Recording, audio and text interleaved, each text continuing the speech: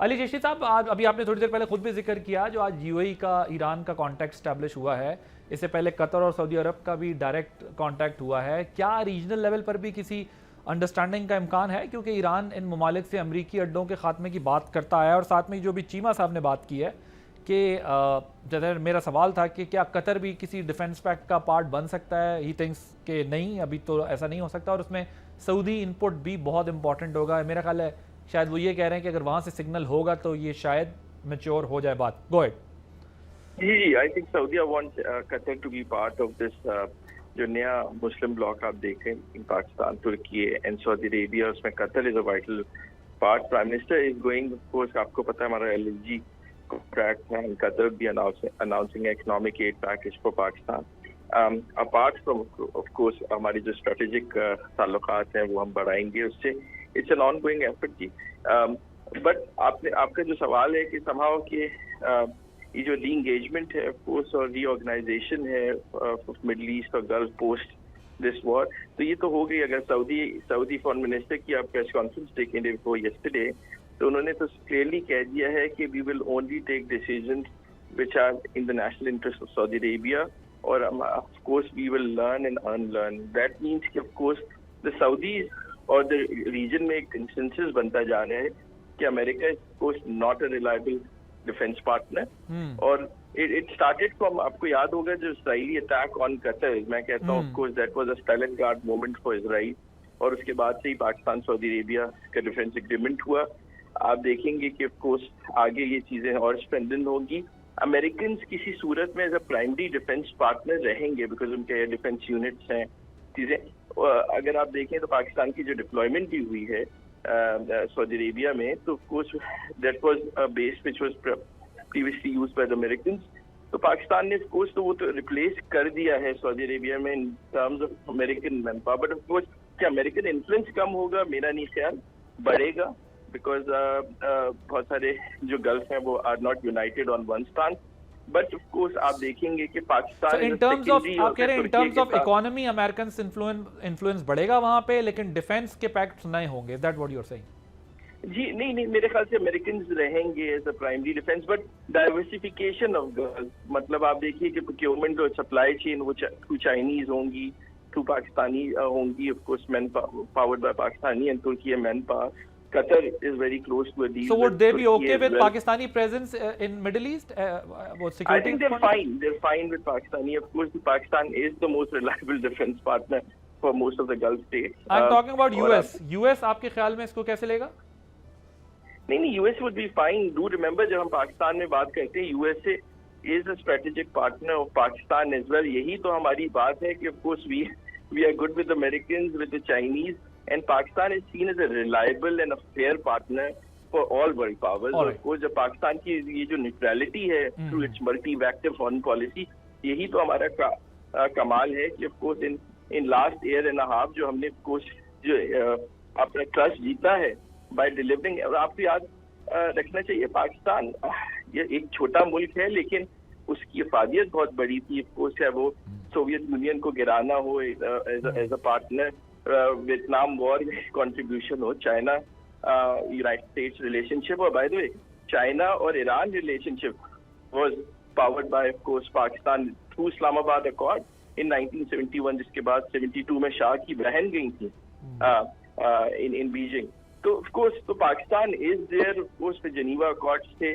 Pakistan is trusted by the region and the global leaders as a trusted and honest power broker and a middle power which delivers. और हमारा role देखिए ना, south Asia से निकल के waste Asia पे चला गया और हमारा इन्फ्लुएंस एक्सर्ट हो रहा है। तो you know this is great time to be a Pakistani. Very important aspect, जैसे फारूक भाई भी कह रहे थे, this has to translate into ये जो फॉरेन पॉलिसी है into economic gains for the common Pakistani, और ये बड़ा क्रैक करना मुश्किल होगा। I am sure the leadership is very competent, और वो उनके लिए सबसे बड़ा चैलेंज होगा टू समहाउ ये जिसका ट्रिकल डाउन इफेक्ट है, एक आम पाकिस्तानी को नौकरियां मिलें, उसकी बिजली सस्ती हो, और कोर्स उसका जीना आसान हो। That is the most challenging part for our leadership.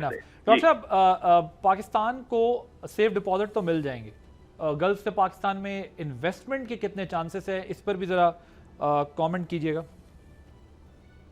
और एक और डॉक्टर साहब सवाल ले लें, मैं चाहता हूं आप दोनों सवालों के जवाब फिर साथ ही दे दें because we are running out of time.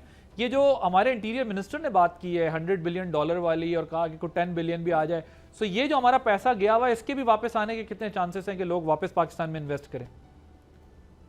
जी, पहली बात तो ये है कि पिछली कई सालों में जो पहली जंग आप देख लीजिए जो 1979 वाली है, उस दौरान पाकिस्तान के अंदर टुडेज डॉलर में अगर गिने तो तकरीबन 65 अरब डॉलर का इनफ्लो हुआ था। फिर जो 9/11 के बाद जंग थी उस वक्त जनरल मुशर्रफ साहब थे, अगर टुडेज डॉलर में गिने तो उस दौरान तकरीबन 25 बिलियन डॉलर का पाकिस्तान के अंदर इनफ्लो हुआ था। ये पहली मरतबा ऐसा हुआ है कि सफारतकारी के हवाले से पाकिस्तान, आप सोचिए कि दुनिया भर के कैमरे जो हैं वो इस्लामाबाद के ऊपर फोकस थे, दुनिया भर के माइक्रोफोन जो हैं वो टिल्टेड थे इस्लामाबाद की तरफ, लेकिन हमारे यहाँ माशी एतबार से पैसा बाहर निकला है, अंदर नहीं आया। जिसका आपने जिक्र किया कि यूएई का तकरीबन $3.5 अरब, यूरो बॉन्ड का तकरीबन $1.4 अरब, तो 5 अरब के लगभग जो है वो इस जंग के दौरान पाकिस्तान से बाहर निकला है।